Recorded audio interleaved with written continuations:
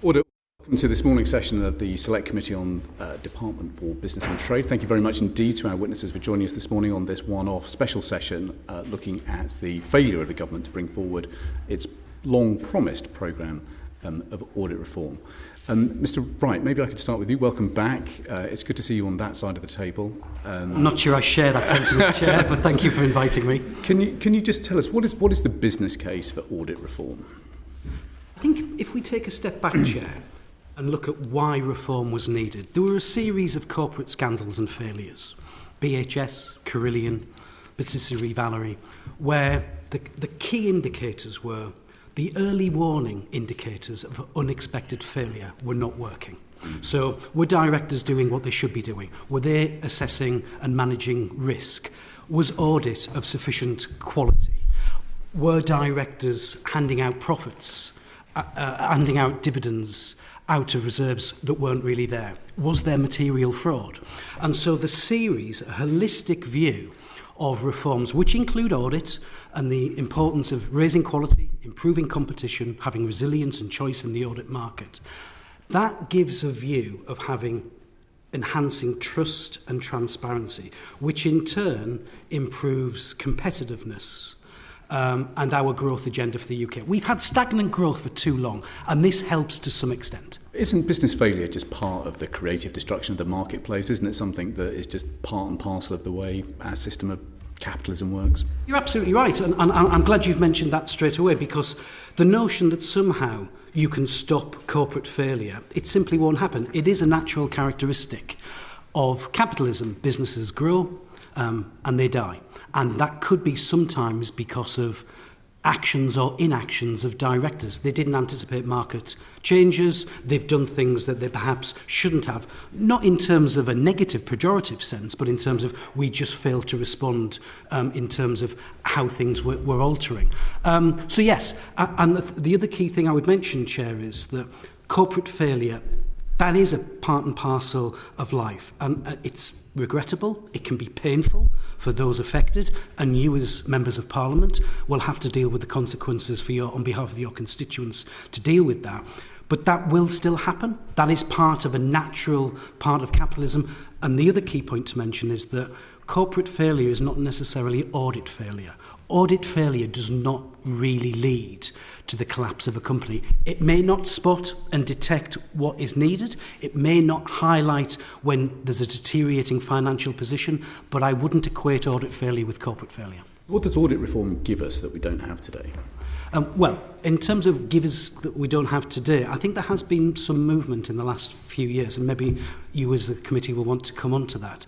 But in terms of, it gives assurance to not only investors, which are the prime stakeholders, but a wider group of stakeholders, whether that's employees, suppliers, regulators and others, that the company its financial performance and situation, its statement is true and fair as of balance sheet date. That gives confidence to investors as part of a whole range of other different pieces of information. I can invest in that company. And if confidence goes up, does that create a more benign environment for, say, investment going up in the economy? Absolutely. So, the UK is competing in a fiercely global market, particularly in terms of the capital markets end.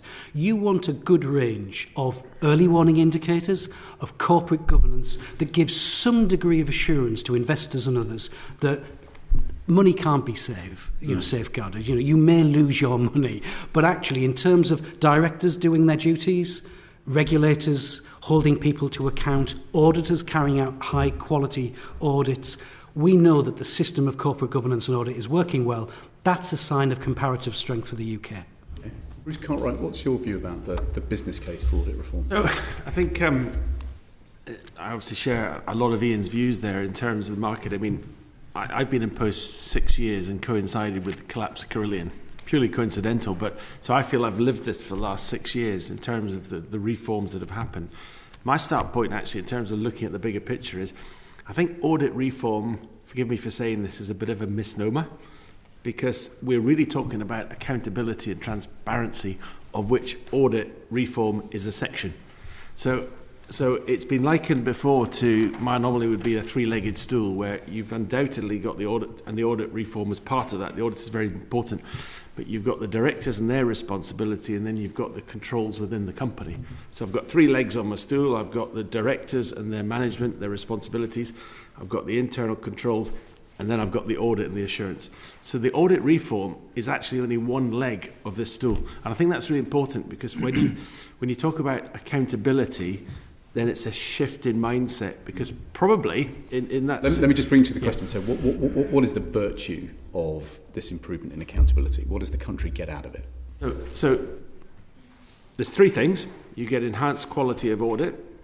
You get a more robust, transparent marketplace. In terms of the director's position, you get transparency and responsibility. Why should the residents of Hodge Hill care about any of that? Okay, well, take the director's responsibility.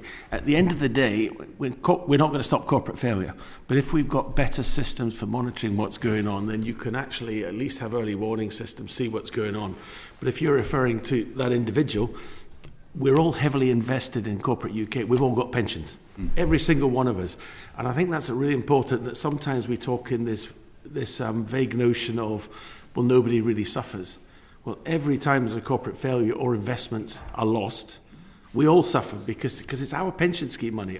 Every single one of us. So our investments are safer, our pensions are safer? They should be safer. Now, we're a capitalist society. Things go up and down. But if we've got more transparency and honesty and accountability by the directors, not just those with a professional qualification, that's the fundamental thing that we haven't achieved at all, is wider responsibility for the running of corporate Britain by the directors. So there's a well-rehearsed argument that the investment rate in our country is too low. Do you think improving accountability in the way that you outline is actually good for moving that investment rate up? Yes, because what we're going to get is greater transparency and responsibility. So if you get greater transparent responsibility, it's a more powerful market for investing in. If I may, Chair, very, very quickly, corporate governance reform and having best in class for corporate governance should not be seen as burdensome or red tape. It actually is a great catalyst to improve competitiveness. Do you think it could help us improve foreign direct investment into the UK? Yes, because we're competing around the world, and by having that regime of good, transparent accountability, capital flows will come to the UK. It helps our growth, and I think we need that at the moment. Palsy. Okay, thank you, Chair. I wonder if I might start with Mr. Cartwright. So I and others on the committee here conducted the report of 5 years ago when we looked at the future of audit. That was done at the same time as Bryden's work and Kingman's work. And the government, in response to our report and other reports, said they would bring forward proposals for audit reform. That hasn't happened, and I'm not sure that at this stage we've had a clear understanding of why not. We've got the Minister on our final panel, as I'm sure you know, and that'll be the first question that we will put to him. But I'm just wondering if you could tell me, from what you understand, as to why reform hasn't been forthcoming. So hopefully it will coincide with what the Minister might tell you later, but from my perspective, I look at it and say we've got to be clear that we're not sitting in an ivory tower immune to what else is going on in the world, and there have been some fairly seismic shocks around us. So we've had the legislation, the whole Brexit environment, we've obviously had a COVID pandemic, etc. So there are wider seismic things going on that might delay, but actually, and therefore you might say, well, actually we haven't found the parliamentary time to put this into legislation, and that's a valid argument to some degree. But when is the right time? Okay, so you think it's a lack of parliamentary time? I think there's lack of, well, what I think I'm hearing is there's been lack of window space to do it, as opposed to a lack of willingness to do it. Iain, Wright, you know how this place works. Are you convinced by that? Mr. Posey, politics is about priorities, and I think it's a question of priorities. I'm not entirely certain the government has demonstrated that audit and corporate governance reform has been of sufficient priority for them. Now, I understand what Bruce is saying. You know, there's been seismic shocks, Brexit, COVID. You know, Parliament has had to deal with that. And the other thing I would say, Mr. Posey, is that actually parliamentary time, government priority is one element. There are different actors in the audit and corporate governance ecosystem, and I think those have played their part in trying to deal with some of these things. I would include you as a select committee. You're holding feet to the fire even as we speak. You've pushed this from 5 years on. I think audit firms, to be fair to them, have tried to improve their quality by putting in place things like improved governance, operational separation. The regulators ramped up activity. Professional bodies have dealt with things in terms of improved CPD. So these different actors have done things. The missing link, as it were, is government and their emphasis. Okay. And both of you have spoken about the challenges of the last 5 years, the business environment, COVID and the war in Ukraine, for example. But don't those uncertainties make the need for confidence in our audit system stronger rather than weaker? So, leading question, yes. Because things have to find their space to be done, but if we don't do it, then we're ignoring it at our peril. Now, I just stressed what Iain actually said there in terms of those. Come back to the three legs of the stool. The one, if I was whizzed back 5 years, 6 years to Carillion, I think the one that has probably shifted the dial most is actually the audit side in terms of really robust, healthy discussions, particularly between the audit firms and the FRC, have been on a journey. And I think we're in a different place. We're much improved in those 5 years. And frankly, that's down to the FRC and the firms taking a really robust, holistic look at what they're doing. Okay, so to follow that, do you think, therefore, the government view might be that because audit firms have improved and they've made some of the changes, splitting the consultancy work from audit, for example, and the FRC, I think, has doubled in size, it's doing more than it was 5 years ago. Do you think those two things are what the government has in mind in terms of saying, well, things have improved, we don't need to bring forward legislation? So we could tick a box and say this has significantly improved, but that's only part of a balanced scorecard. Where we haven't gone anywhere is the dialogue, and the Kingman report makes very clear, and so did Bryden, about directors' responsibilities. Internal controls is the other big one. That's improving through the corporate governance, tick so far. But frankly, if you were scoring all three, semi-tick on the first, semi-tick on the second, director responsibility, no progress whatsoever. And Iain, Wright, do you share the view that we haven't gone far enough and it really does need some legislation? I would answer that, Mr Posey, by reference to the government's title of the press release when it withdrew the secondary legislation in October. Words to the effect of, government is pulling burdensome red tape. I would really challenge that and say good, effective, proportionate, holistic corporate governance reform is good for UK business. It's not burdensome red tape. Okay, and can I just ask you, do you think the fact that this legislation promised by the government hasn't come forward, does that make another Carillion more or less likely? I think we go back to an earlier response. As part of a capitalist system, we will have corporate failure. Actually, I suppose a big surprise is, given the volatile situation we found ourselves in over the last 5 years, that we haven't had as many corporate failures as perhaps we might have expected. That could be for a variety of different reasons. But ultimately, the lack of a holistic response to the nature of audit and corporate governance reform means that point about unexpected failure in corporate terms and maybe the identification of a material fraud, that still remains on the cards. And Bruce Cartwright, do you think another Carillion could be lurking there, where auditors haven't dug deep enough, where there's something that doesn't look quite right, they haven't had the incentive to dive deeper and really root out some things that may not be happening? Well, first of all, we're totally aligned here in terms of corporate failure will happen, but I think what we're stressing there is unexpected. When we get to a better place on all this, then actually it should be less unexpected. But when you talk around incentive auditors to sort of dig deep, I think your word, I think the auditors are highly incentivised professional people to dig deep. And would the reforms that we asked for and that Kingman and Bryden have asked for, would that have eliminated unexpected? You can never eliminate unexpected, but you can reduce the unexpected. So, for example, corporate fraud will happen. Corporate failure will happen. Sometimes they're seismic on a day or whatever, but it may happen and be undetected. Yeah. That's a function of the market. But fraud, why shouldn't that always be identified by the auditors? Well, this is one of these so-called expectation gap questions. Fraud comes in many manifestations and can be really difficult to spot. Bear in mind that where it's intended, you are actually looking at positions where actually people are misleading deliberately. So that's not the same as a corporate failure that comes about a loss of market. Of course, I etc. understand that. So fraud will happen, sadly, because it's the nature of a society where we get people... Never go undetected? No, that's not fair. Many frauds are detected. No, but fraud can go undetected despite an audit, is that Well, it can go undetected for a period of time. Inevitably, frauds come to light because your cash flow runs away And is with you. fraud more likely to go undetected as a consequence of the failure to implement the reforms? I think what I would look at is if you're very clear in responsibility, the auditor's responsibility, the director's responsibility to ensure that there are good internal controls, then if you've got clear clarity of responsibility, there is less likelihood of irregularities.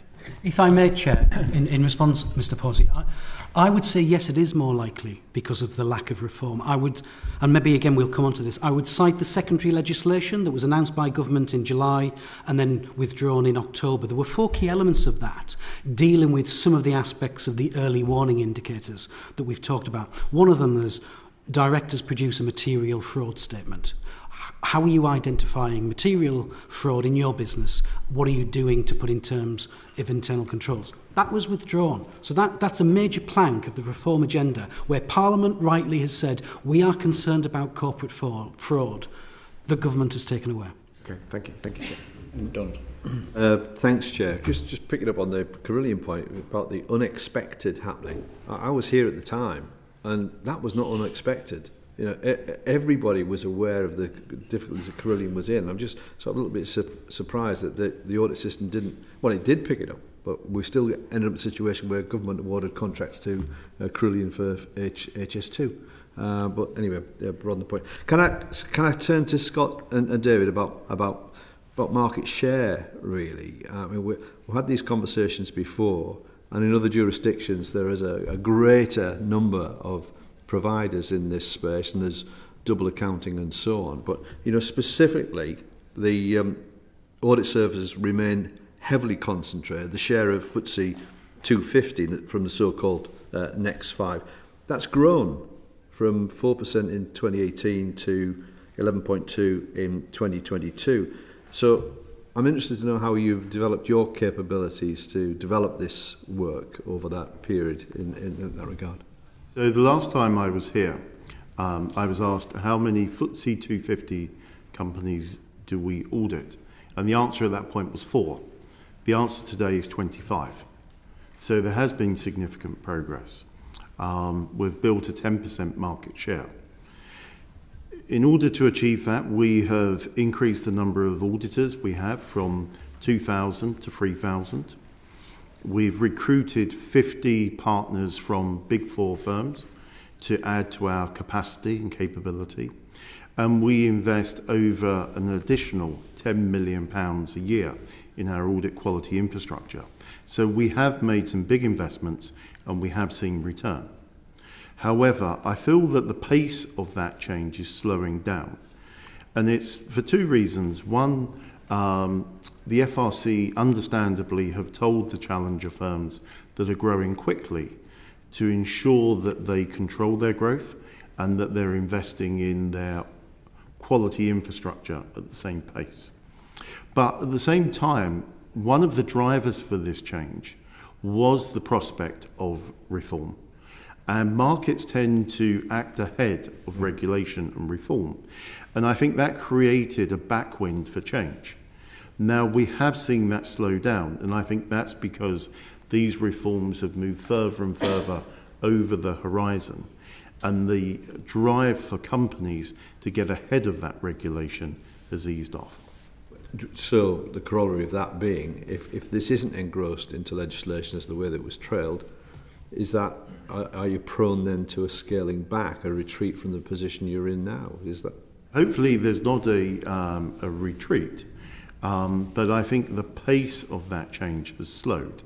Now, clearly, the significant investments that we have made gives us greater capability and capacity. And I think that in the absence of reform, we will see that change, but the pace of change will be a lot slower. I think when people see reform on the horizon and they know that there's a need to act, we will see change in the market share, have a more competitive market, and that will be good for UK PLC. David, would you want to? We follow a very similar trajectory to what Scott has described. I mean, the delays in implementation of audit reform have been a major challenge for all market participants, including us. We have invested heavily in the market to provide competition and choice. And as Scott has mentioned, we've seen green shoots of improvements in terms of bringing more competition and choice. But I think to a great extent these green shoots of improvements are deceitful. If you look at the UK PLCs, 3/4 of the audit fees are in the FTSE 350, and the figures you quoted are in terms of number of companies. If you look at the actual audit fees shared across the market, the FTSE 350 fees are still 98% captured by 4 firms. So there are signs of improvements, but I think we need to read behind the signs. I think the real issue at stake here is market resilience, especially for audits.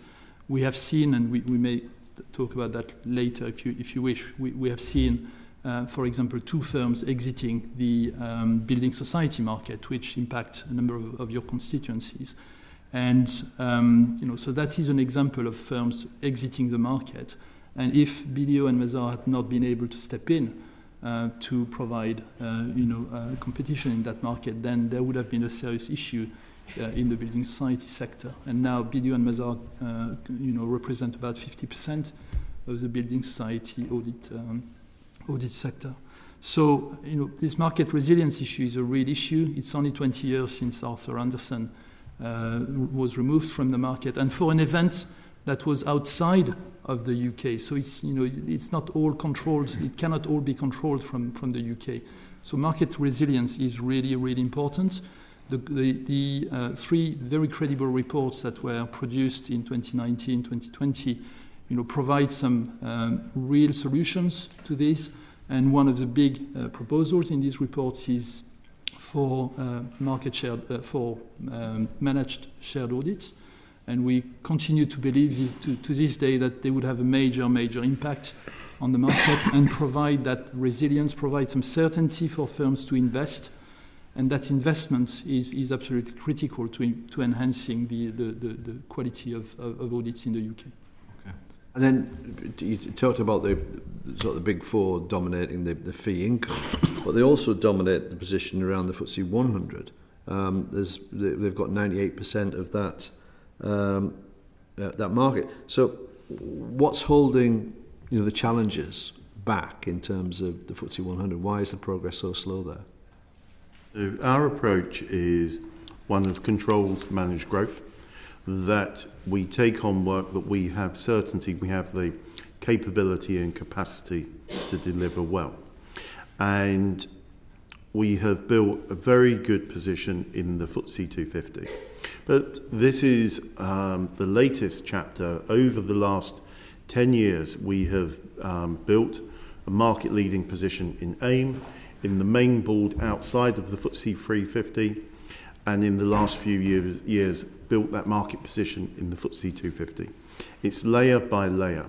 There are FTSE 100 companies that we have both the capability and capacity to audit, but our focus is on creating the right type of market for BDO in the FTSE 250 and leave the FTSE 100 for my successor. Okay. Because I think that will take longer. And I think it'd be really difficult for any firm to be credible in the upper part of the FTSE 100 without having built the platform in the FTSE 250 first. David, do you I think timelines are really important there, and it's a question of choice again. I think what Scott describes is very much a trajectory that Mazars has been on as well, building that underpinning.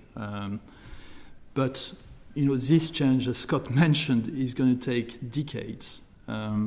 Whereas the solution is that healthy? It sounds like a long time scale that you're both alluding to. Is that sensible and healthy? I think change must happen much faster than this. And the solutions again that have been proposed would enable to accelerate this transformation. We've done some extensive modelling, which we have shared with the FRC and with Department of Trade, that shows that with managed shared audits, the market could be transformed within the next 7 to 10 years with controlled growth, with control of quality transformation, and that would be really positive for corporate Britain. Thank you. Let me just crystallise this before I come to Iain Lavery. So, from your point of view, Scott, David, what are the perils of us not moving ahead with the audit reforms and transparency reforms that were proposed? What's at risk, Scott? I think you'll see the pace of change slow down. What does that mean? So it means that you don't get a more vibrant market. The market gets stuck. It's not becoming more competitive. No, I think we have seen... So if I look at it from an optimistic viewpoint, we have seen more change in the last 5 years in building a FTSE 250 base than for decades beforehand. So the pace of change has been positive. But there is the risk that that slows down. And there is the risk that the huge amount of investment firms such as myself have put into increasing capacity and increasing capability are not seeing the returns. Yeah. So it's a loss of momentum. Why does the country care about this market not becoming more competitive? Because capital markets, in order to be successful, need both liquidity and transparency. Transparency requires a strong audit market that is driving companies to do the right things, that is resilient to change. And I think, and Bruce talked earlier about an ecosystem. The audit market is one part of that ecosystem, but the whole ecosystem together of supporting capital markets is critical to UK PLC and the national success. Thank you. If I look at this through supply and demand, I mean, on the supply side, you've got a number of firms that are currently willing, interested, and committed to the market.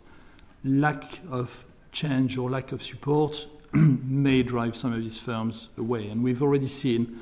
If you go back not so long ago, one firm, was one of the sort of tier one firms, as we call them, and decided to leave that market. So there is already limited availability of skills and competencies in that PIE market, and that could further reduce without some level of support. That's on the supply side. On the demand side, we are continuing to see lack of choice and real lack of choice. There was apologies, I'm going to refer to the third monitoring report of the European Union, which was recently published. The facts and circumstances of the EU market are very similar to the UK market. That report shows that 75% of companies consider that they had limited choice and sometimes no choice in the auditor that they had to appoint. And that cannot be good for quality and for fees, because when you have a restricted market in terms of competition, then you lose control over fee inflation.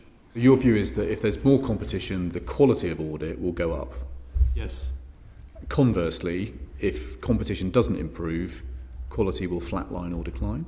I think all markets are showing, and you can take any sort of other market, they're all showing that when you have limited competition, quality doesn't improve and even reduces. So I think it's a fact of life. So more competition in the market will enable greater choice, and when you have greater choice, you've got competitive pressures that drive quality up. So if we have higher quality, better transparency, lower risk, do you think that investment in the UK economy would rise? David? Yes, that's if quality improves, then and competition improves together, then trust in corporate Britain will increase. Scott, what's your view on the relationship with investment? So I think if you have the best quality reporting, best quality governance, best quality audit in the UK, it can't be anything other than a positive for inward investment for companies looking to list and use the UK's capital markets, and for the domestic companies that use the capital markets. That's nice and clear. Thank you. Mr. Lavery. Just turning to the cost of audit. I mean, it's been reported that it's increased dramatically over the last 5 years. I think a recent report suggested that across all markets, the audit fees have increased by an average of 127%. And Iain, with regard to your organisation, was quoted in a report showing that the audit fees for the London Stock Exchange main market had increased over the past 5 years by 149%. What's actually driving this huge increase in the audit fees? Mr. Lavery, I think there are a number of things to respond to that. One is the regulator demands more. The regulator itself is doing more, and that comes at a cost. Cost of regulation is sometimes seen as a pejorative term, and the extent of regulation could be examined, but the regulator, in response to Parliament and other fora, are saying more works need to be done on audit, and that's reflected. Secondly, firms have invested in people, they've invested in technology, they've invested in new methodologies, and again, that comes at a cost. To some extent, the rising audit fees are a consequence of operational separation between audit firms and the non-audit side of the business. It's been demanded, rightly, that audit firms have to stand alone, separate profit and loss account, separate governance, no cross-subsidy, and that comes at a cost. And then I think it was Scott who mentioned the global perspective. There are other things, global audit quality is being considered as well, and there are a number of factors there in terms of ISA, International Standard of Auditing 315, which looks at risk, how you manage risk, particularly in terms of how do you control IT systems. That takes up an awful lot of work. There's an ISQM, International Standard of Quality Management, again, making sure there's more work. So more work is being done, and that's reflected in the cost. And that's not taking into account, Mr. Lavery, the rising cost of living, the rising need to attract talent and paying more in terms of remuneration. So all these factors are having an impact upon the cost of audit. Do you think that these huge increases are acceptable from what you're saying? Understandable, acceptable because of the fact that you've just laid out here? I think if society, if the markets want to value audit, that has to come at a cost. I think one of the dangers of the last 20 years or so, Mr. Lavery, is that, no disregard to utilities, but audit was seen very much as a sort of, I have to do this, it has to be done, it's a bit of a utility, I'll just get through it. Actually, it can be a valuable service both for the company and it's certainly in terms of the investors and the wider market. Audit is a public good. That comes at a cost. Whether rising audit fees are sustainable in the long run with the cost of business, that needs to be looked at as well. But I think in terms of making sure that society values audit, you have to recognise that does come at a cost. Sustainable, these increases? As I said, I think that needs to be looked at. You can't have rising fees indefinitely. There needs to have some sort of equilibrium. And that, in terms of returns, in respect of the audit firm's investment in methodologies and people, in terms of the rising cost of regulation, does the regulator demand ever more requirements? That needs to be looked at as well. But no, over the long term, it has to come to some sort of equilibrium. I think there's... Sorry. Can I ask you... I'm coming on to asking Mr Knight and Mr Herbinet a further question with regard to the UK main market companies, and just wondering how much your fees, one at a time please, how much your fees for audit is actually increased in the past 5 years as well. Mr Knight first, please. So in terms of the increase in fees, I think you're seeing two things at play. The increase in prices are not translating through to increased margins. Our gross margin percentage over that period hasn't increased. The number of hours spent on each audit has increased year after year. Now, some of that is new standards, as Iain sets out. Some of it is regulatory pressure. But the gross margin percentage in our business, and from what I understand from our competitors, hasn't increased. The second point is, in a suboptimal market structure where you don't have competition, that has to be a contributory factor to prices increasing. Stronger competition is good for increasing innovation, it's good for keeping a check on productivity, and it's a good check on prices increasing unnecessarily. In terms of how our fees have moved, I think it's really difficult to measure because our book has changed so significantly over the last 5 years. I mean, on average across our audit portfolio, our fees have increased between 20 and 30%, sometimes more, sometimes less. I think what's important to have in mind is that during this 3-year period, the cost of goods and services has increased by 21%. So there is a small differential there, which is there to absorb, as has been mentioned, increased regulatory costs. And interestingly, Scott mentioned 10 million of costs incurred by BDO to support that, to invest in that market, which is exactly the figure that I have in my notes as well. That's a very substantial cost to be able to operate in the market. On top of that, we have significant investments in technology, which are today necessary to operate in the audit market. And this is outside of my 10 million investment.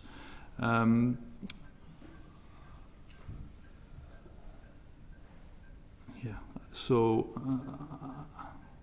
probably nothing to add.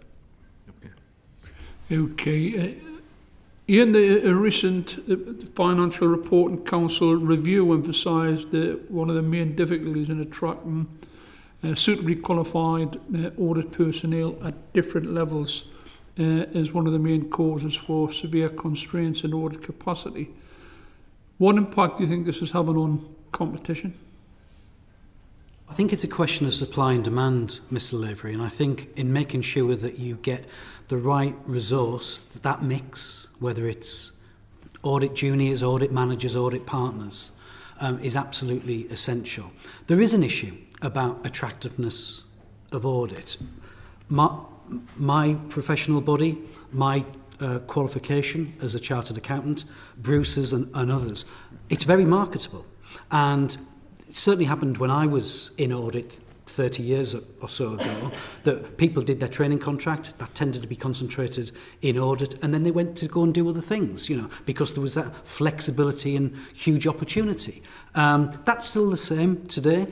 Actually, it's probably even more enhanced today with the amount of opportunities. So I'm concerned that attractiveness of the audit and making sure that you've got sufficient resource and capacity within the audit market is acting as a drag on the potential to have this improved resilience and competition and choice.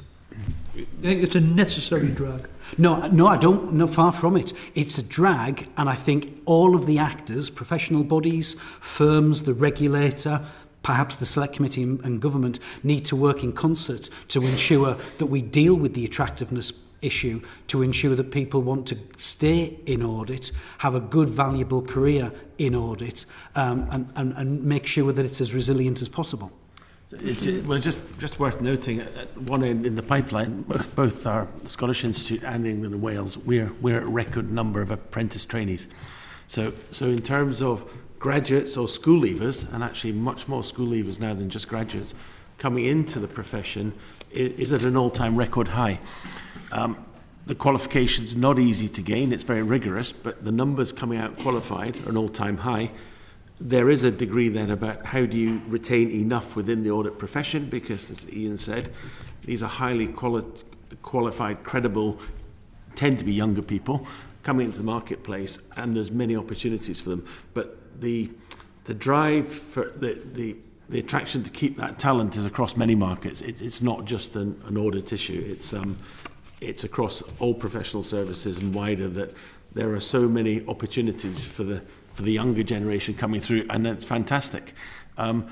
If we get ourselves back into a proper growth economy, which will drive a lot of good change, etc., then that demand will become ever increasing. What we are seeing is increased mobility around the world of these professional people, which is really important as well. Thanks. Just to each member, very briefly, bearing in mind the time, have the reforms to date appropriately focused on enhancing the accessibility of capabilities and resources for smaller firms? We'll start at the far end. Very briefly. Very briefly. Yeah. Very briefly, I think it's, this market is challenging for firms like BDO and Mazars, and is even more challenging for smaller firms. Hence, the need for reform to facilitate the entry into the market. Is that a yes or a no? Do you mind, to make sure I've got the yes and the no right, do you mind repeating the question, please? I'm basically asking if the reform efforts to date have focused on enhancing accessibility of capabilities and resources for smaller firms. So, lack of reforms, therefore, I would say no, but the proposed reforms, I think I would say yes. Okay. Mr. Knight, and then we'll call that a day from me. No, the barriers to entry for smaller firms are even greater today. In the absence of reforms, you will see smaller firms, smaller than BDO and Mazars, but smaller firms leaving the pie market. Thank you very much. Mr. Palsy. Can I just ask a quick question about the future regulator? In its report, this committee agreed with Kingman that the FRC needed replacing with a new body. The new body was supposed to be ARGA.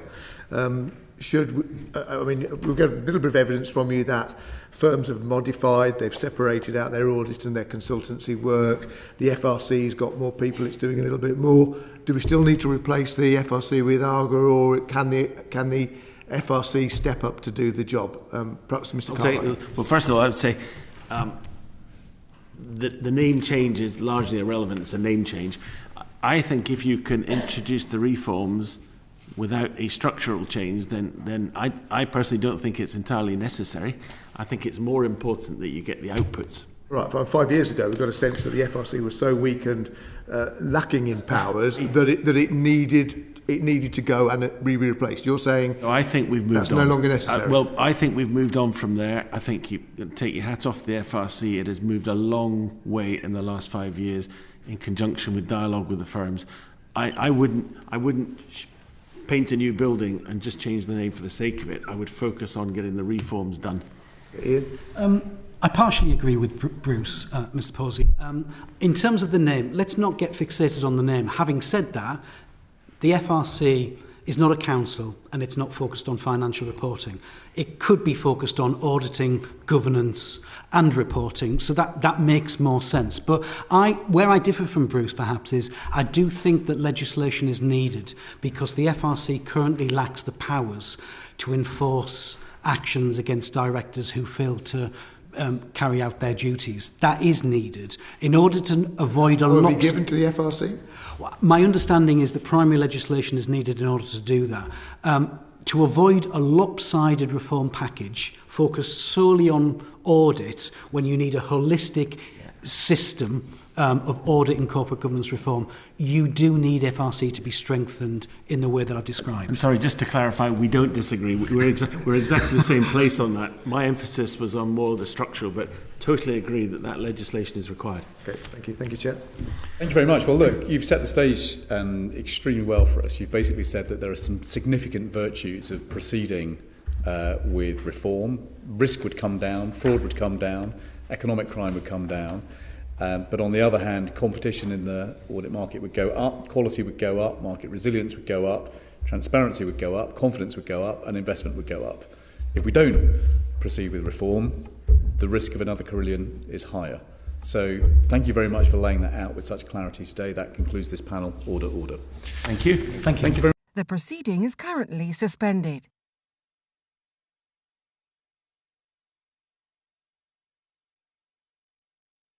The proceeding is currently suspended.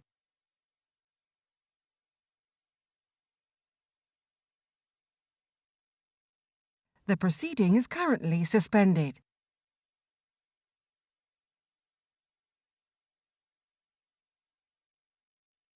The proceeding is currently suspended.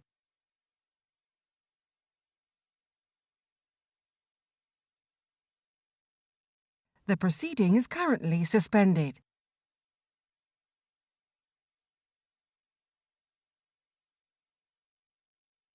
The proceeding is currently suspended.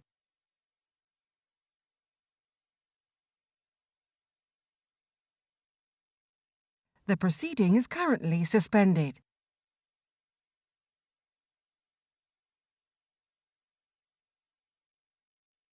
The proceeding is currently suspended.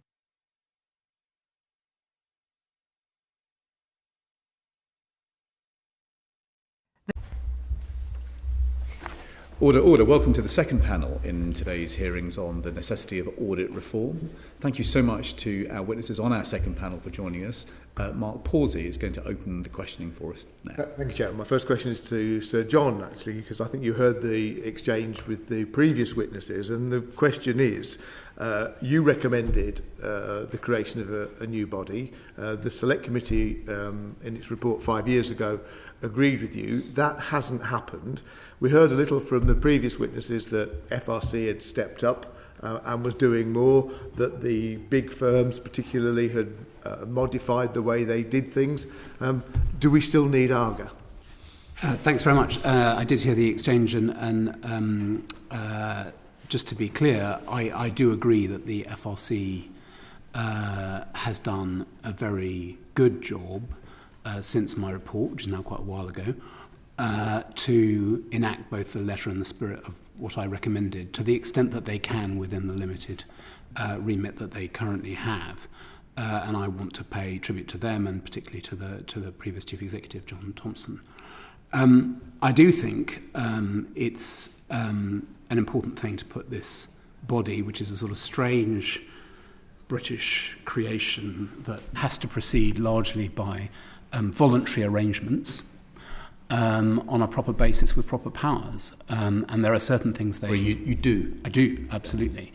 And there are certain things they simply cannot do at the moment. To give an example, if they want to go after a director of a company, they can currently only do so if that person happens to be a chartered accountant. Completely random fact, but it is a fact. And I think that if you look back, for example, at what the FRC was asked to do on competition and separating out audit from non-audit, the fact that the FRC, I think, did as good a job as they could have done on that within their remit, but they had to do it entirely through voluntary persuasion of these very big, powerful firms. And I simply think that's inappropriate. Any other country would regard it as a very strange thing to have a body that people think of as a regulator, but isn't actually a regulator because it doesn't have the powers of a regulator. And I do think we need to fix that. Isn't voluntary persuasion a better way of doing things than mandating and creating new laws that then have to be policed? And if they've done it and they've got there anyway, why do we need the legislation? Why do we need to change the structures? No, I don't agree with that. We did away in this country with self-regulation very largely in the 1980s, and I don't think anyone would seriously advocate going back to self-regulation of, for example, the financial sector. This is a strange hangover, and it does need to be fixed. And have there been consequences, in your view, of the failure for government to take action in a way that I think you and the committee expected was going to happen? Have there been additional failures as a consequence? Are there likely to be more failures or more fraud? We need to separate out the two things. Are there likely to be more cases involving either of those two factors if we don't do the changes you asked for? I don't think that's the biggest risk in the short term, because I think the FRC is. I think there's a fairly bright spotlight on this issue, notwithstanding the lack of legislation. But I think the risk, the obvious risk over time, is that there's a steady falling back from where we've currently got to, because that's what happens with organisations that have to sort of do their best through, frankly, old boys' understandings. You think the spotlight's been on them as a consequence of a series of reports 5 years ago? They've made a bit of a change to keep everybody happy, and that if the regulation that you asked for doesn't go through, they'll perhaps lapse back into their bad old ways. Is that the only thing I would say? They've made a lot of change, so I really want to be clear about that. So it's not. I have no criticism to make of the vigour with which they have pursued the agenda that I laid out. But the final bit of the jigsaw is not in place. It's worth remembering that when my report came out, there was an incredibly strong consensus that this was a sensible agenda. The government was clear that it was the right thing to do. No good reason has been given for why the government shouldn't do this. We are told it's parliamentary time, but we're also told that Parliament isn't all that busy at the moment. So I would suggest we should get on and do it. Okay, and so John, we've got the Minister appearing before us next. What do you think the real reason is for government not acting in the way you'd have wanted them to? I don't know the answer to that. I can only speculate a bit. I think in the early phase after my report, I think I would say it was simply a matter of bureaucratic process. I would say the business department doesn't tend to operate at speed, if I can put it that way. But I think more recently there probably has been some political sense somewhere that this is somehow red tape. I think that's a misguided concern, but I suspect that is what, if you ask for the real reason, that would be my guess. Thank you, Sir John. Thank you, Chair. I just want to push into this, Sir John. So is your argument that the failure for us to pursue this reform will basically lead to a withering of good standards for the future? I think that is a risk, absolutely. It may happen, it may not. But I think the bigger point is simply this is a serious responsibility in a serious country. And we have a regulator who is having to operate in a way that no other regulator does and that no other country would regard as a sensible and serious framework. What's the peril of that?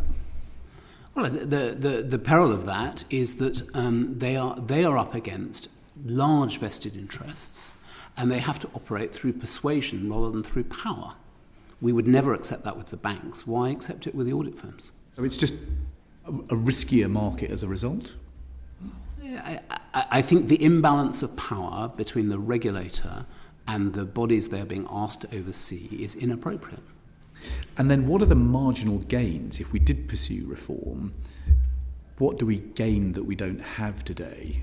Well, I think you should put that question to the FRC, but my understanding is there are a number of things they're unable to do. For example, they do not have statutory powers to extract information from firms.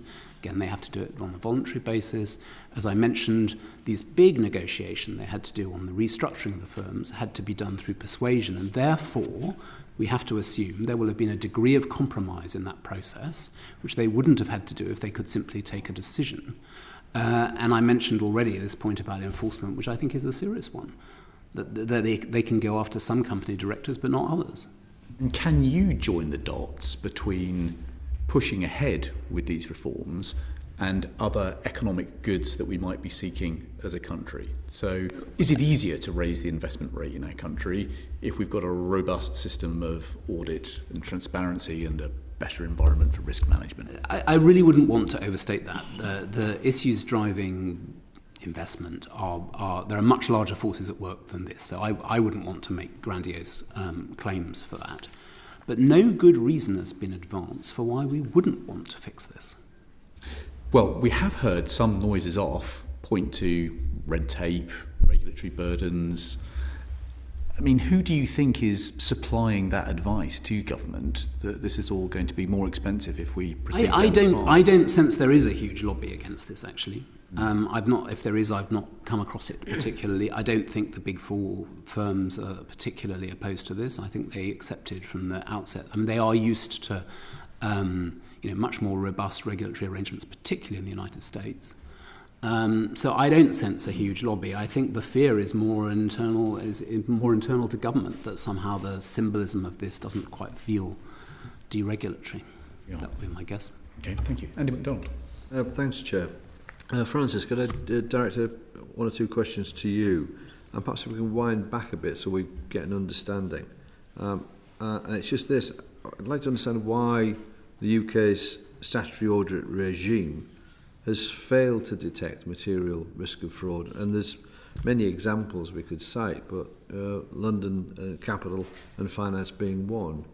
Why did it fail? Well, I think there's a great gap between what the public thinks an audit does and what an audit actually does. I think there's a lot of focus on, I don't want to say bean counting, but ticking boxes. And I think it was said in the 19th century that an auditor should be a watchdog, not a bloodhound, I heard. But sometimes I think the watchdog might be asleep on the job. I understand there's a pressure on fees. It's very difficult, if we're subject to an audit in our own businesses, you get a lot of juniors coming along and looking at nominal ledgers and so on and so forth. And I think there may be an absence in a number of audits of senior involvement throughout and at an early stage. I mean, I think the primary responsibility for avoiding fraud lies with management. Of course it does. And I do think that more could be done to make the boards responsible for risk assessing for fraud. The failure to prevent fraud changes, unfortunately, are only going to apply to large companies, but I see no reason why they should not apply to all companies. They'll be proportionate to the size of company, but we should have proper corporate governance in this country, and that should apply to all companies. It makes for fair competition. It prevents, companies that are fraudulent, often the money goes out of the country. It doesn't stay in the country, and it's in the country's interest to make sure that fraud is prevented wherever it's possible.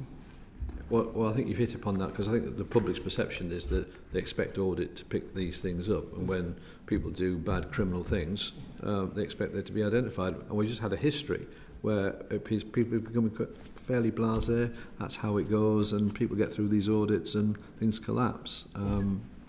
But a key area for reform is that clarification of companies' risks and controls in relation to fraud. Do you think audit reform should go further in the help against economic crime? Well, I think, as I say, the primary responsibility should be with the board, but in circumstances where the board itself might be fraudulent, then you need an external check and assessment of the fraud risk. I think that's very important.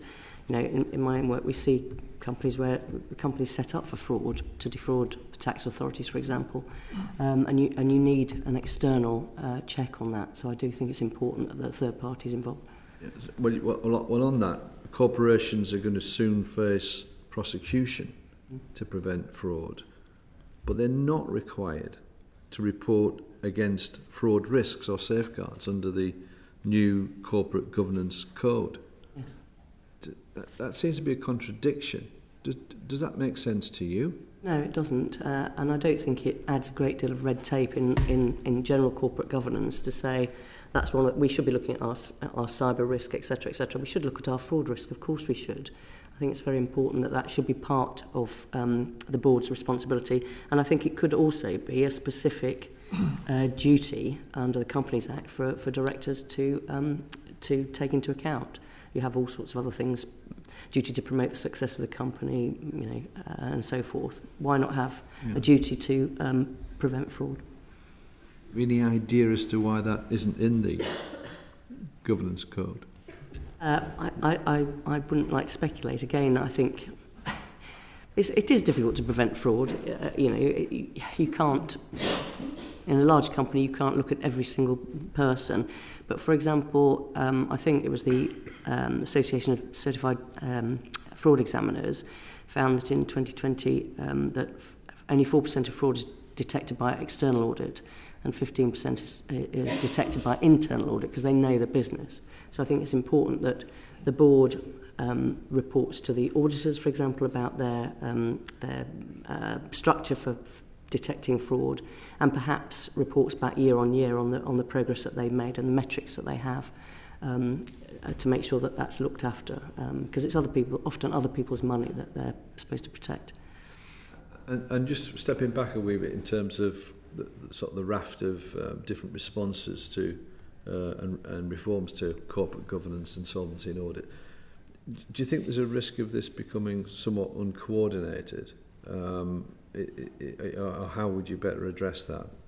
Well, answer the first question first. Do you think there's a risk, I suppose? Well, yes, as I say, if you put primary responsibility with the board, there is a pandemic of fraud in this country. It's a huge problem. It is for many countries, and it's aided and abetted by technology, probably. So you have to start somewhere, and if you have different requirements in different areas in terms of anti-fraud provisions, then it can only be to the good. If they're a little bit uncoordinated to start with, it doesn't mean you shouldn't start. Yes. Okay. Thank you, Chair. That's quite an arresting phrase. So would you go as far as saying that audit reform is part of the vaccine that is needed to tackle this pandemic of fraud? I would, but I wouldn't overstate it. I mean, an awful lot of fraud emanates from smaller companies that might not have to have an audit, for example, and so that's not going to be cured by this. And I wouldn't. It's a very difficult balance to say requiring an audit for a smaller company versus the cost and therefore the competition problems that might cause. But I certainly think that it's one of the remedies that we ought to be applying. Okay, thank you. Mr. Lavery. Thanks, Chair. Sir Jones said about 5 years ago that time had come to build a new house. And Mr. Ninian, you said that it was absolutely imperative that a strong regulator, ICAEW, should be introduced as soon as possible to maintain confidence in the UK's financial markets. And here we are, 4 years on, and the future of audit, as we've been discussing this morning, is still somewhat uncertain. Mr. Ninian, what really does that mean for investors? I think for investors who are investing on behalf of ordinary savers and pension savers, having a high quality audit means that they can trust the report and accounts that they're basing their investment decisions on and how they're holding their stewardship responsibilities. So they trust the information that companies are putting out into the market, and they base people's savings. They take decisions of how to invest people's savings on the trust on that information.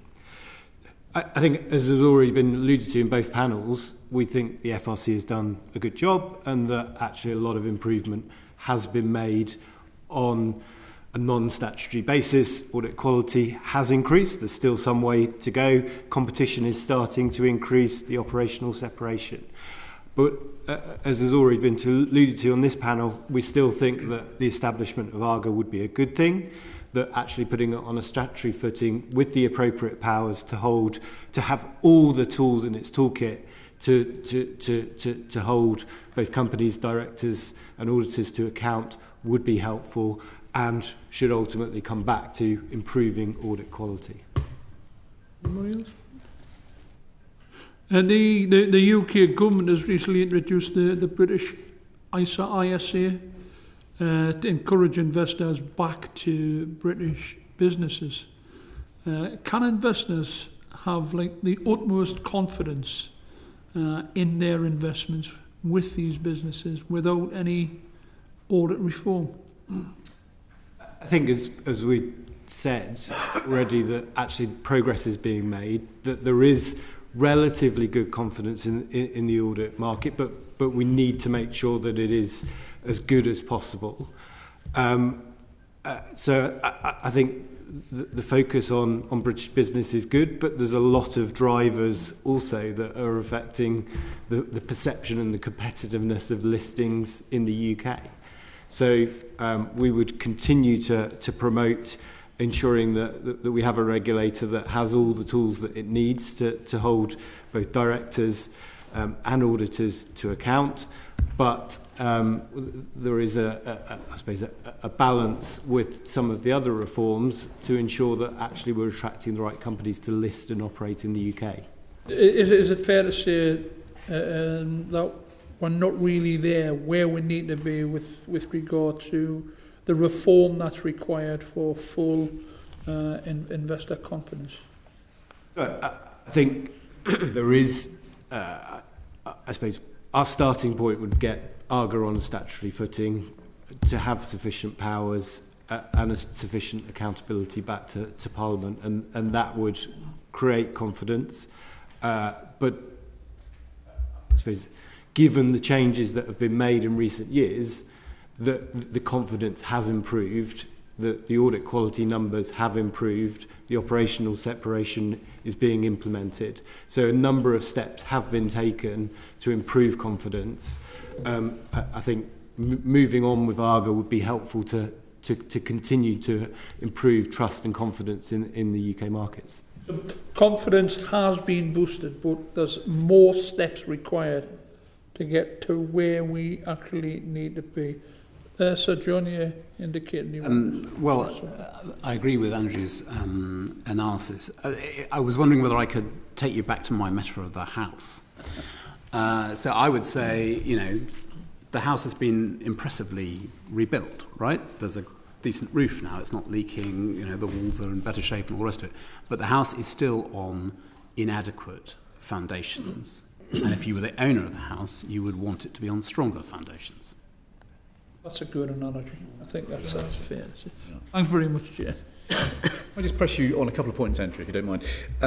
So we've heard lots of evidence over the last 4 months on this committee about the investment rate in Britain and foreign direct investment not necessarily being in the place that we'd like it to be. Can you just talk us through the relationship between pursuing audit reform further than the progress we've made today and the impact on investment conditions in the future? Yeah, so I think particularly in terms of the audit market, in terms of, so from an investor perspective, we're looking at this at quality of income so that we can rely on the accounts which are being published on behalf of the company. And there's two attributes to that. Are auditors providing a high quality audit that can be relied on, and do we have sufficient competition and choice in the audit market to ensure that companies can choose the right auditor for their business and that they have sufficient choice in terms of auditor, and that those auditors are competing on quality, not just price. And I think establishing ARBA would help to establish that. In terms of the wider, I suppose, competitiveness debate around the listing environment, it goes into a wide range of other issues, and I suppose that is where we've seen some of the proposals not being taken forward in terms of the reporting requirements to ensure that actually the UK is seen as competitive to attract the right companies to list. And there's a balance here between setting good standards to attract capital, but also setting the right standards that aren't being perceived as burdensome to attract companies that want to list and operate in the UK.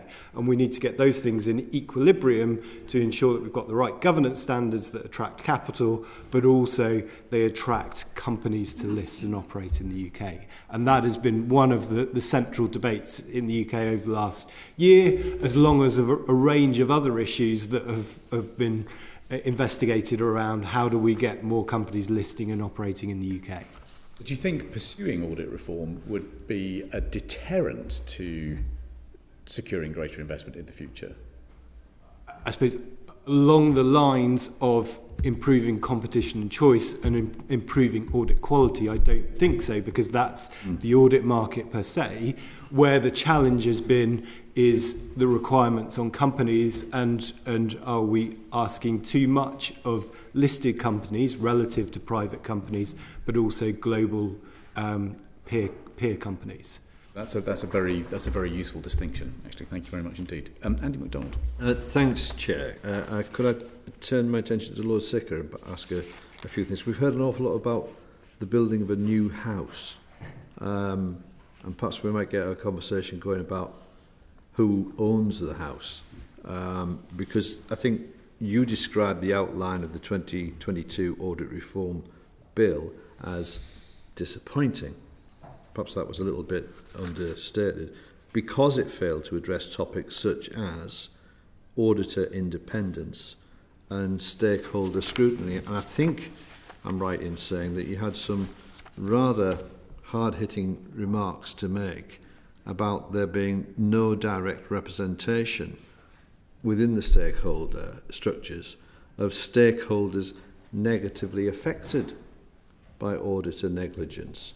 When we see postmasters sitting on the board who may have had some rum experiences that could inform how business should be done. So could you just, what was your reaction when the reform agenda was actually withdrawn from the King's speech and we haven't progressed on it, given all of that background?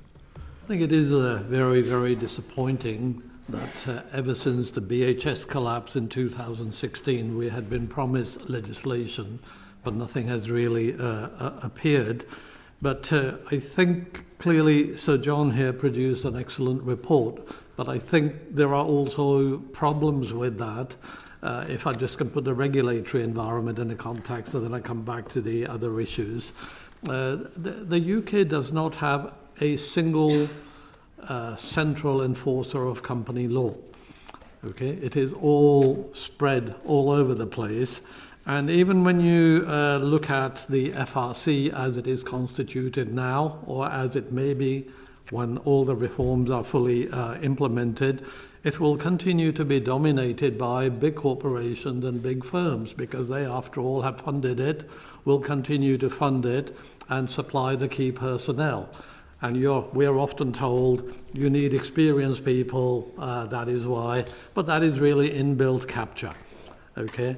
Nobody suggests that a homeless person should become a Minister of Housing, but somehow accounting and auditing experts are the only ones whose worldview counts. And also a problem with these structures is FRC now, and I think if it is reconstituted, would not owe a duty of care to any individual stakeholder. That itself is a huge problem. FRC has also given up the capacity to set accounting and auditing standards. It primarily modifies, adapts international accounting and auditing standards. Whether they are relevant to the UK or not, that is another issue. There is nothing, and this is one of my disappointments with the proposed legislation, the FRC has never ever set an auditing standard which touches upon auditor accountability. That is a complete vacuum. So if I just take us back a little while to the BHS audit, at the BHS audit, if I may just declare an interest, I was advisor to the Work and Pensions Committee for that investigation. At BHS, the audit partner from PwC was allocated only 2 hours to do the audit, 31 hours for consultancy. The audit team for day-to-day purposes was led by somebody with only 1 year's post-qualification experience. When I looked at the accounts a day or so later, my gut feeling was these accounts haven't been audited for years. And that was subsequently confirmed by the FRC. There is so much hold on the audit firms by the people who appoint them. The PwC audit partner also backdated the audit report to enable Philip Green to sell the company. Okay, so why is there absence of any discussion about transparency of the audit itself? We have heard in the earlier panel and even now how the directors are accountable. Let's look at the auditors. No transparency. If we want auditors to be accountable, why not open up their audit files to everybody? What is so secret in their audit files? Is there something about troop movements, satellite positions that nobody else must know? So this secrecy encourages corruption. Okay? And this secrecy enables them to do deals. At Carillion, it's the same. Again, I was advisor to the Work and Pensions Committee for that advisor. It's the same thing. FRC knew from its internal reports, investigations, for 3 consecutive years they flagged up that KPMG's audit of Carillion were deficient in respect of goodwill, yet absolutely no action was taken. So let me just put it in a wider context. FRC's reports have been telling us that anywhere between 20 to 50% of the audits they have sampled over the years have been deficient. Now, can you imagine if somebody was making aeroplanes or cars for 100 years and still produced a product which 20 to 50% was deficient, they would be shut down. Their directors would be prosecuted for fraud. No firm is ever shut down. No big firm, at least, is shut down. The fines are puny. They have become cost of doing the business. So we need independent regulation. Simply tweaking the FRC will not do. We need stakeholder representation on it. Ideally, I would favour a two-tier kind of a board structure for any regulator. One is the executives who do the day-to-day running. Second is made up of stakeholders who exercise oversight. Are they doing the right thing? Are they holding the culprits to account? We just don't actually do that. And, so the current state of audit and corporate governance problems we have is a direct result of the regulatory structure that we have. So put it another way, the audit market is not a natural market. People earlier panel referred to a market. It is created by the state. The state has guaranteed a market for accountants belonging to a few trade associations.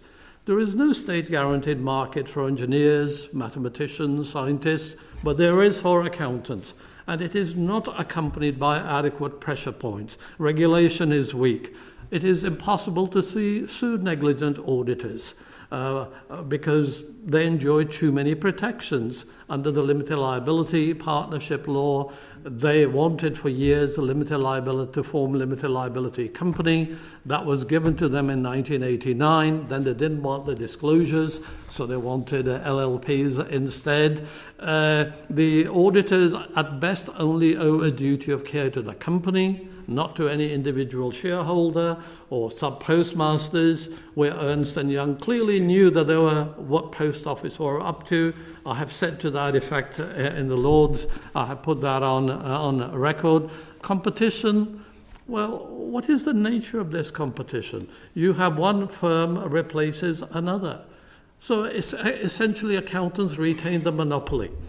So you don't have a situation which says that if somebody selling medicines, say a chemist, that the only shareholders must be the chemists. You can have outside ownership if you want to create competition, but accountants have resisted that. So what the point is... That's quite a manifesto. I mean, if you were just to kind of pull out sort of the 2 or 3 key points that should be at the heart of reform, what would you underline for the committee? Firstly, I would want independent regulation, as I have already said. Secondly, you can't let the companies appoint their own auditors. That is what happens at the moment. So imagine going through an airport, your passport is audited. That's the second point. What would the third top point be? Well, the third point is I would not want auditors to sell any consultancy service of any kind to anybody. I would want audit-only firms, not that they can sell consultancy to somebody else, audit-only firms. I would want accountability, transparency along the lines I have indicated. They would be the starting points. Okay. Andy, did you have another? I do actually, Chair, because it does feed into the next question that I want to put to Lord Sikka, because we know that fewer than half of UK employees trust their employers, according to a report by Deloitte. And that trust deficit has been reflected in recent evidence to this committee on Post Office and ASDA, for example. So is British business in danger of having that tag of being untrustworthy and ultimately unsustainable? Do you think that's a risk? I think these risks are always present, and you have to look at the systems of corporate governance, and auditing is just sort of part of that. But I think the regular parade of audit failures, bearing in mind we only become aware of them when a company goes belly up, nobody's ever volunteered to say, by the way, we haven't done a good audit and you ought to know. That inevitably erodes confidence. And also the audit scope is much, much narrower. As I indicated, other stakeholders are completely omitted and they have little or no say in auditing matters at all. Yeah. So I would like to see the audit contract published, audit tender published, composition of the audit team, time budget for the audit stated, list of questions the auditors ask, and management replies. And if we had a broader system of corporate governance, and if the stakeholders were present on company boards, whether they are employees or customers, I would want them to have a right to have their own separate audit, because the conventional audit, under the terms provided by the management, has not really served them well at all. But the reforms as proposed in the white paper, we're concerned, aren't we, that there'll be a drag on firms that are doing things correctly in the right manner. They're being unfairly tarnished by the practice of others. But what's your overall view in terms of this white paper? Are the reforms that are there sufficient to rebuild any loss of trust in business more broadly? I think they obviously would help. One would not reject them all, but I don't think they go deep enough in ways. As I said, the emphasis has always been for the last 100 years in the UK to focus on directors, and auditing kind of has always lagged, and that is what we heard earlier. It is a director's duty. But what about the auditor's duties? Interestingly, the auditor's duties are usually expressed in a negative way. It's not their job to do this. And then the question is, if the partner of a big firm Big Four is charging £1,500 an hour, which they do, what can we expect in return? And so that is usually put in a negative way, and we maybe need to define the auditor's duties by law.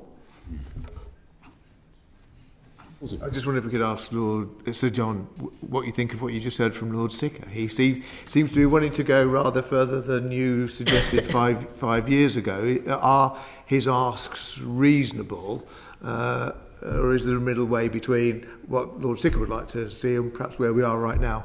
Well, I think that, first of all, we agree that we need to put this regulator onto a proper basis. I think that's worth noting. And I think it is true that at the point at which I did my report looking at the FRC, I think there is evidence to show that body was excessively close to the firms that it was regulating, and that needed to stop. I don't think that is now true, to be clear. But I do think we need to put all this on a proper permanent basis.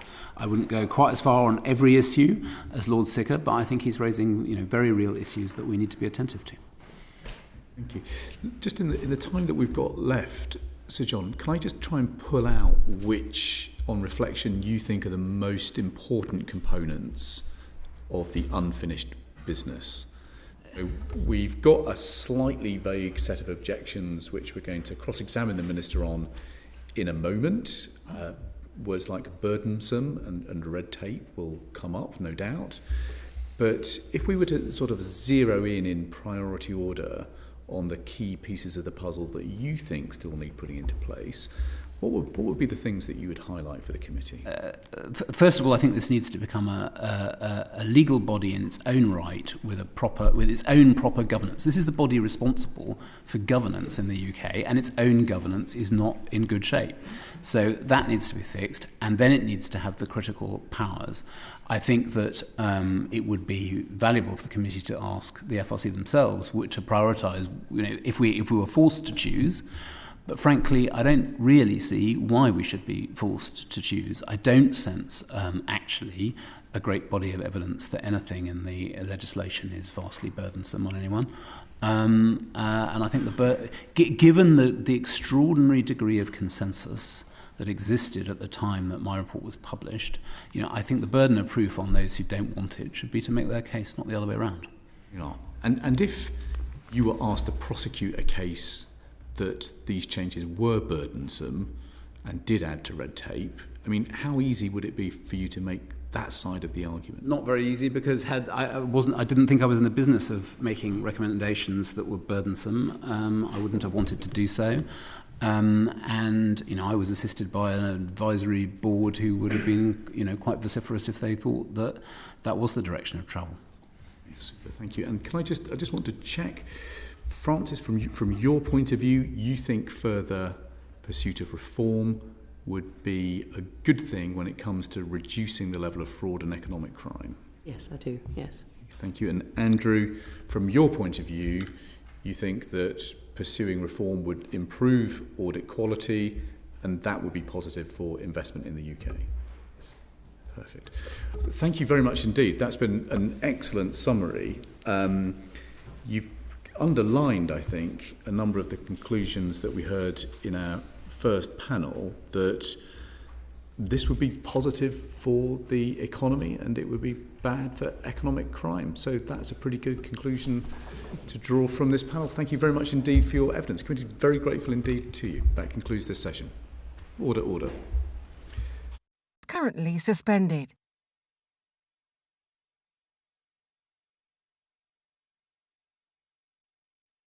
The proceeding is currently suspended.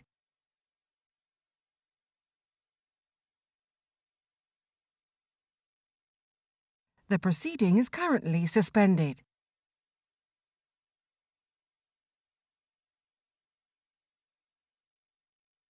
The proceeding is currently suspended.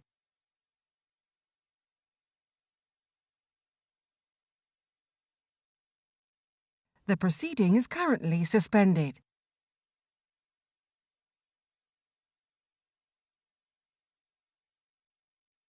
The proceeding is currently suspended.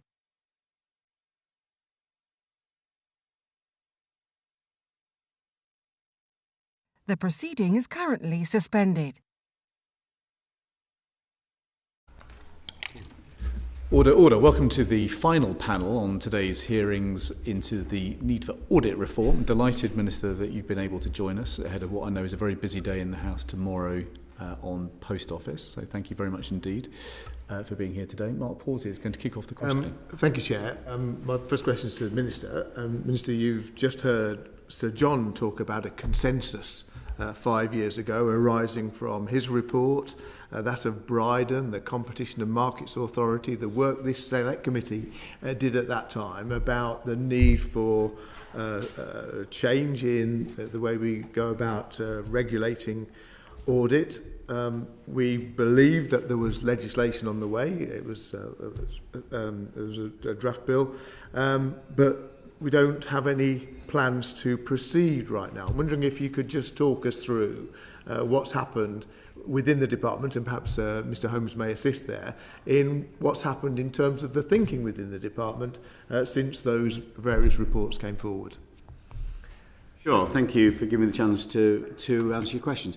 Well, we have made significant progress. We're not against the ARGA changes. That's something that we'll keen to legislate for when we get the time to do that. That time's not appeared in this particular session, but we have made significant steps forward since this discussion started around improving audit, the audit process in the UK. The most important thing, I think, to say is the work of the SRC, what it's done. We changed the leadership, we changed the board in 2018.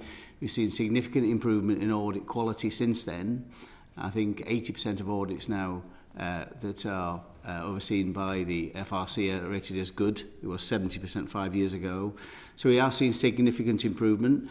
I say we're not anti-regulation. Of course, we're always conscious about red tape and making sure that businesses aren't burdened by red tape. And I think it's important to look at what the UK, some of the strengths of the UK in terms of its business environment. We're second in Europe in terms of foreign direct investment. We're third in the EY survey for places that CEOs would like to invest in. Third, in terms of GDP growth over the last whatever period you want to look at since 2010.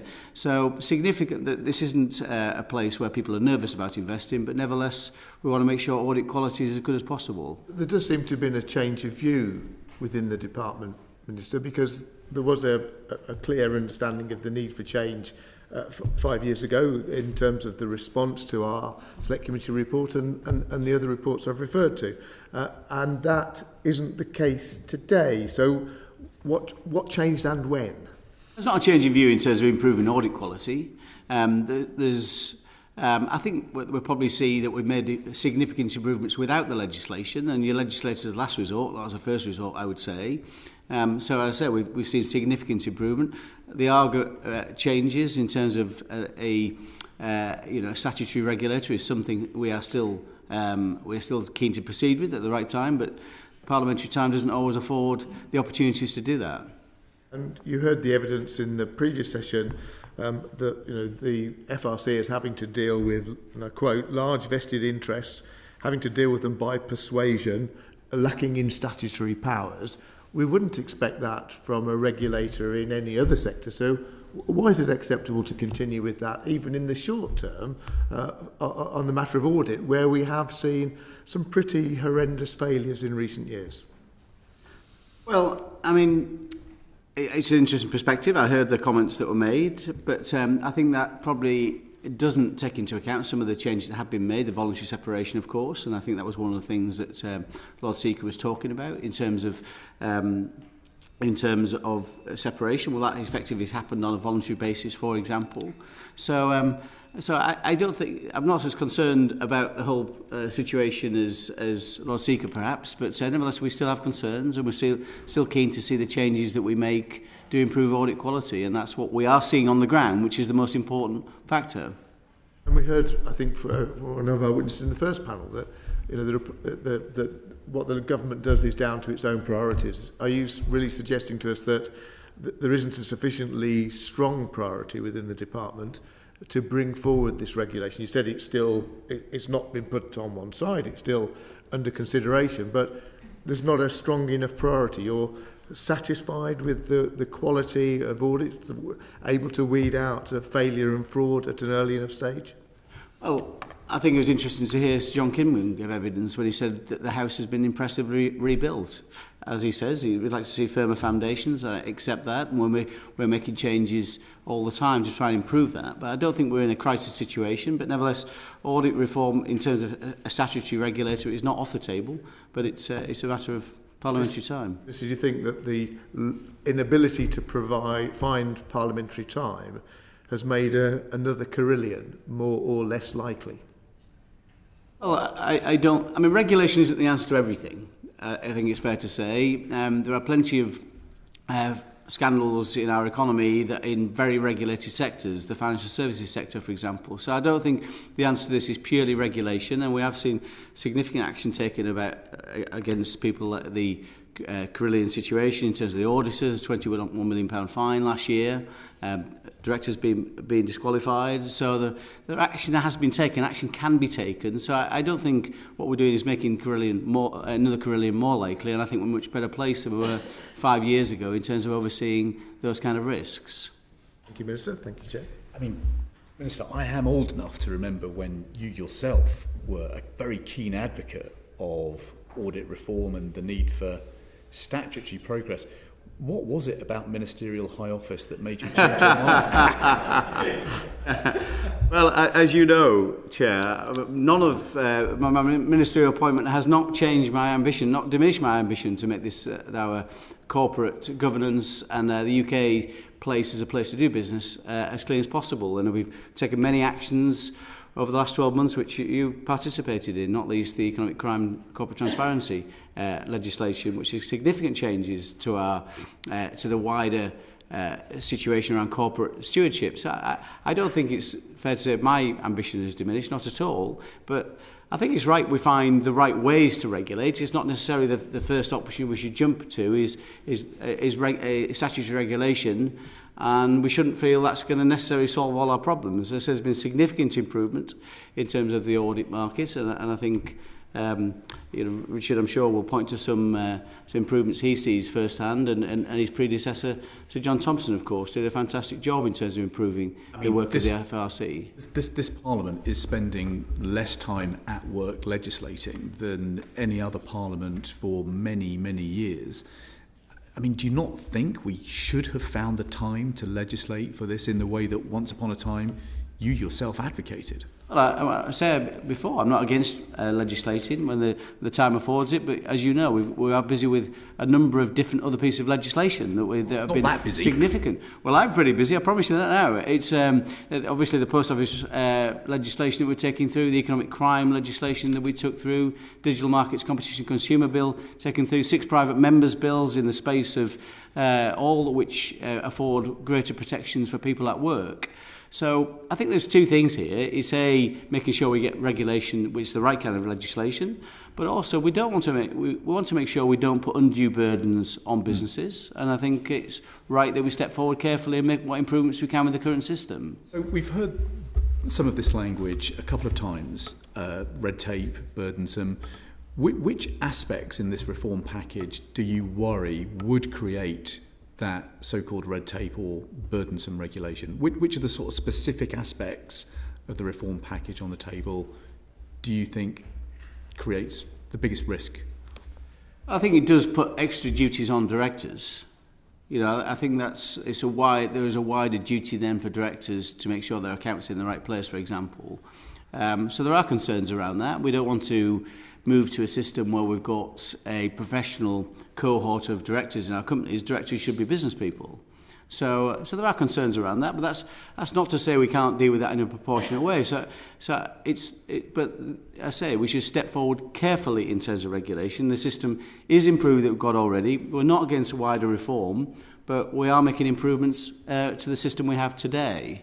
Which are the other things that you worry would create so-called red tape or burdensome duties? Many people who express concerns about shared managed audit, for example. Mm-hmm. And that's within the sector and in the wider economy. So there are concerns about some of the provisions of that legislation. Okay. Anything else? Richard, we've got duties on directors and we've got shared managed audit. Are there other aspects that you think might be burdensome? The main one that people have raised with me is the managed shared audit that the Minister mentioned. Okay.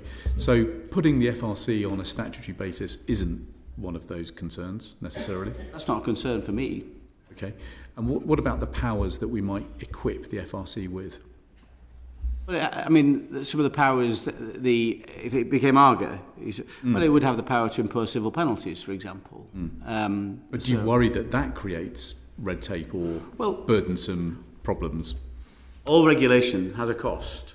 And that cost is always borne by consumers at the end of the day. But I'm trying to get your sense about the balance and what should go forward and what perhaps shouldn't. I'm not against any of the reforms that we've set out. It's not we're backtracking from what we said we would do. What we're doing now is simply improving what we can while we're waiting for the legislation to be acted upon. Are there things that you think could be advanced through secondary legislation? We are taking some measures now in terms of the corporate governance code, of course, internal controls through the FRC. So there are actions we are taking now, and I think it's fair to say the FRC is widely regarded as a much more effective regulator. I'm a big fan of leadership, Chair, and you'll know all about that in the position you're in today as the Chair of the committee. So really important, the efficacy of any organisation is really generally attributable to its leader, and I think the leadership of the FRC has been much more fit for purpose since 2018. Let me ask Richard Moriarty then, do you think that there are particular powers that could be given to you through secondary legislation if we're not going to get an audit reform bill this side of the election? Yes, the FRC's come a long way in the 5 years, and we've implemented all of the recommendations that Sir John Kingman directed to us, and audit quality has risen as a result. But I would direct the committee to 5 things that are serious gaps in our regulatory toolkit. The first is the definition of public interest entity. It hasn't caught up with modern commerce in this country. Some of the cases that have come before the committee in recent years, Wilko, for instance, P&O, are privately held businesses rather than PLCs. So Sir John Kingman and the government recognised that that definition of private interest entity ought to be modernised as a result. Second thing for me is the point that the Minister made about directors being held to the same standards as members of the accountancy profession when it comes to financial wrongdoing and failings.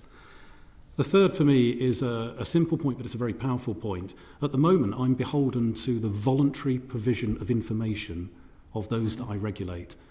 Having regulated other sectors like aviation and legal services, I can compare and contrast, and this is a very anomalous position. Fourth thing for me is the funding issue that Sir John mentioned. It is anomalous that 40% of my income I effectively have to beg for in a voluntary way. And then finally, this point about competition powers. We have no powers in relation to competition. So I absolutely are resolved to do our best with our current toolkit, and we have seen real improvements in the last 5 years. And Sir John uses the analogy of a house. I use a slightly different one, which is, at the moment, I'm sheriff for only half the county because of the PIE definition, and my arsenal is weaker than other regulators would have. Which of those 5 things could be introduced through secondary legislation as opposed to primary?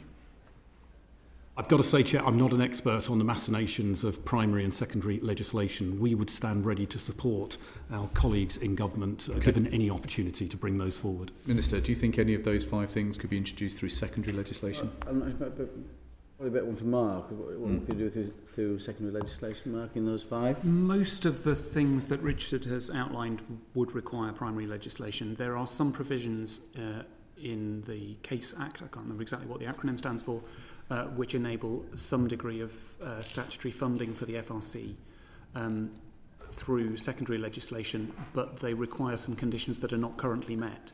So it's not an easy fix. And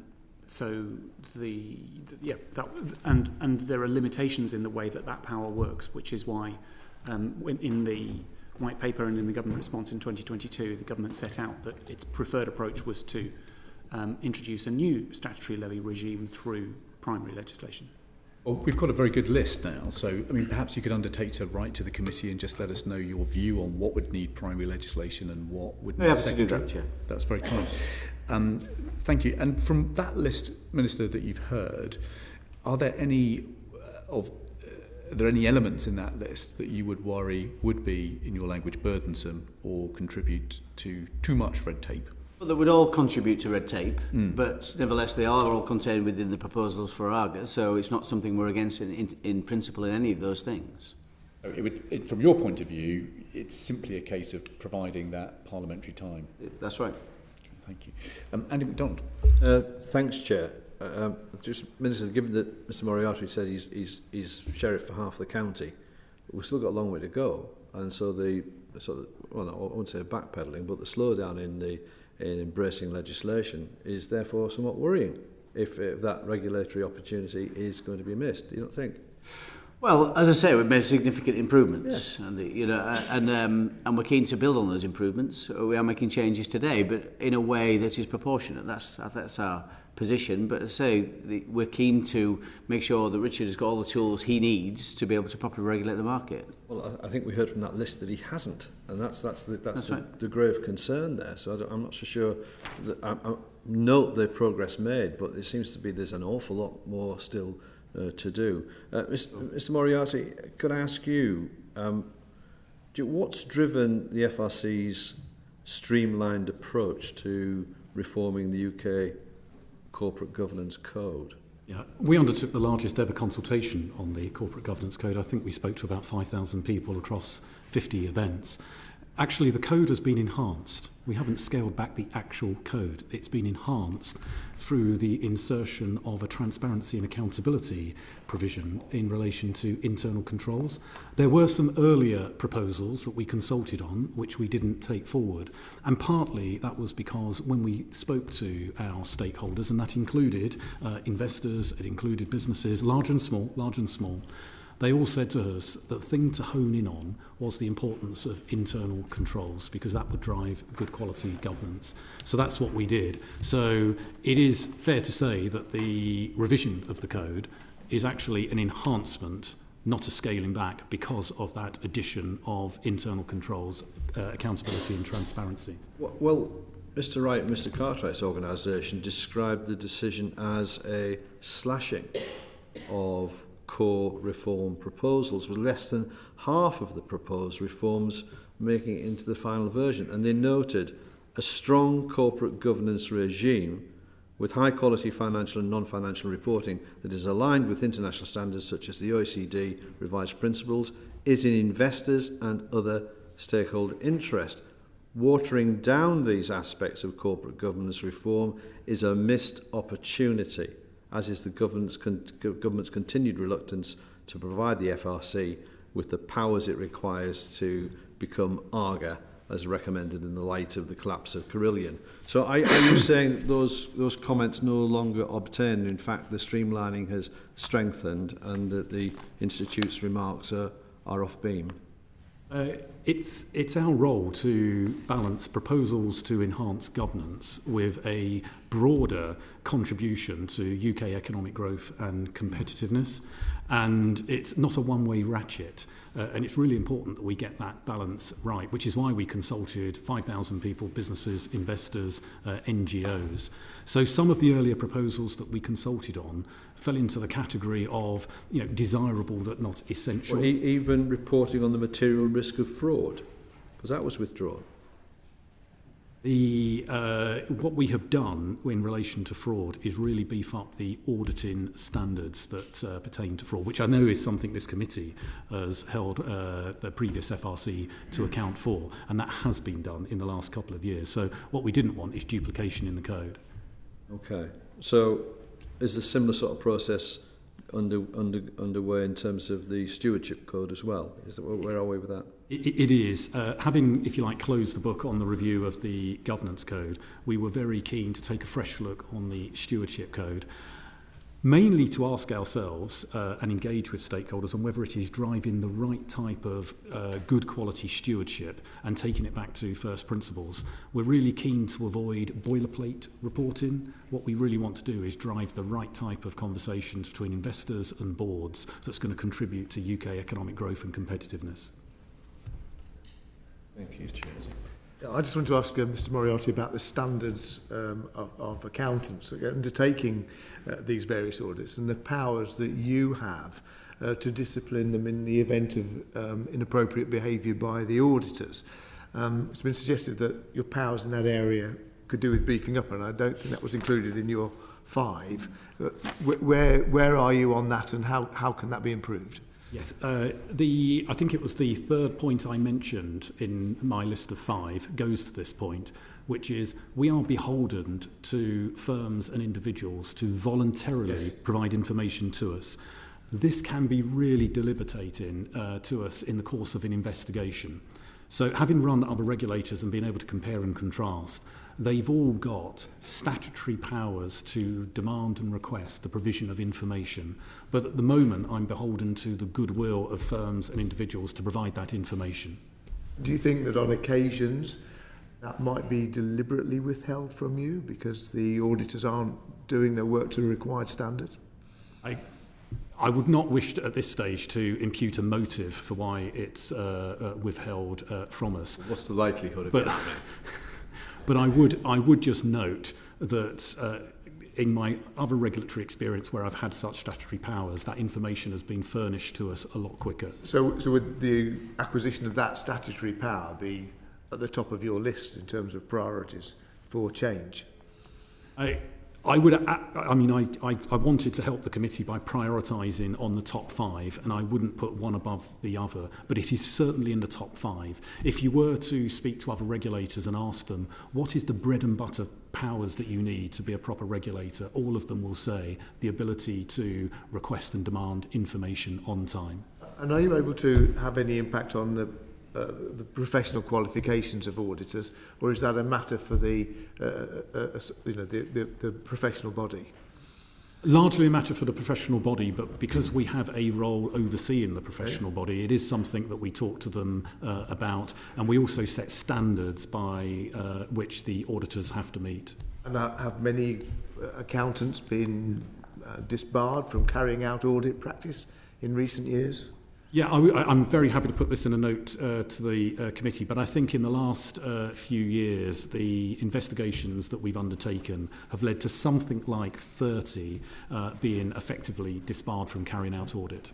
And it would be useful to know that as a proportion of the total, because in isolation the number's fairly meaningless, but it would be useful to understand, because if auditors know that their inappropriate behaviour is robustly dealt with, that may be one way in which we can improve audit standards. Thank you, Chair. Thanks. Can I just push you on this, Mr. Moriarty? So what's the risks that we're running because you don't necessarily have the power to acquire the information you need as quickly as you like? Why is that a risk to the health of the UK economy? Well, I think this goes to the point that the committee is concerned about in terms of trust and confidence in audit and governance. Because if it takes us an inordinate long time to conclude an investigation, naturally memories fade, it's less current.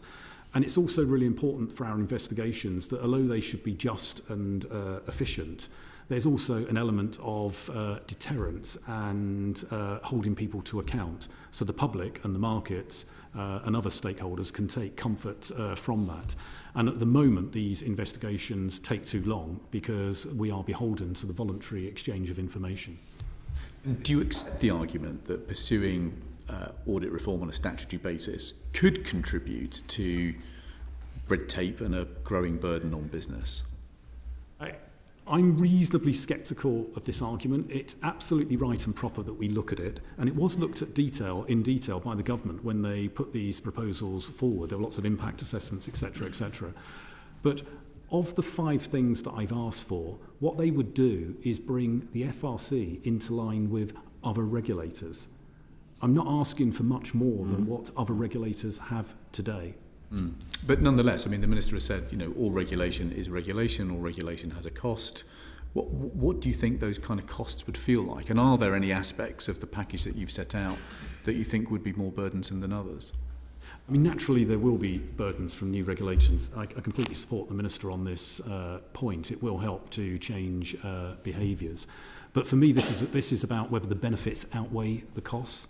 And I think the benefits of the enhanced trust, transparency and confidence to invest in the UK would outweigh what I perceive from my 5 points as relatively minor extra costs. So for me, I do believe there's a compelling vision there for change, as the government set out in its work. Let's just go through those positives again. So you said trust, confidence, the fact that the UK is seen as a beacon for good governance and audit attracts investment into this country. What do you think are the real-world economic upsides that those things unlock? I think for me, all regulators have an interest in contributing to UK growth and competitiveness. That is a common endeavour, I think, that we all share. I would also like them to make the point, if I may, that it's very easy to see the work of the FRC as focusing on large business, the City of London. But actually, when things go wrong, it's real people and real communities that are affected by failure. And if you look at some of the failures of the past, jobs were lost, communities were disrupted. So this is not just about growth and competitiveness, as important as that is. It's also about protecting the public interest and the jobs and the livelihoods that are lost as a result. And when you've been out talking to your industry about what's happened and why this regulation, this bill has not come forward, have you heard sighs of relief? Have you heard people in the industry say, oh, well, thank heavens for that. We could have really done without that? No, very much the opposite. I mean, similar to the view that Sir John Kingman raised earlier, there is a good deal of consensus, for this as a way forward. I mean, timing must be for this House and the government, but the actual vision is one that I have not yet come across, a set of major stakeholders that would take a different view.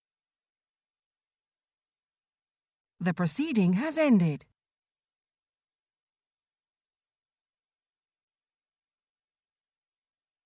The proceeding has ended.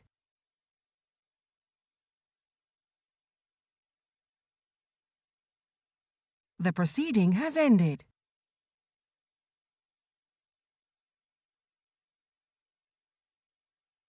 The proceeding has ended.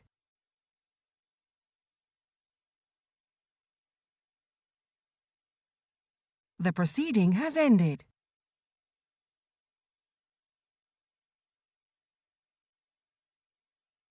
The proceeding has ended.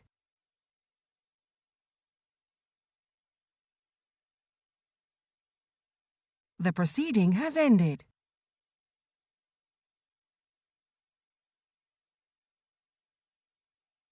The proceeding has ended.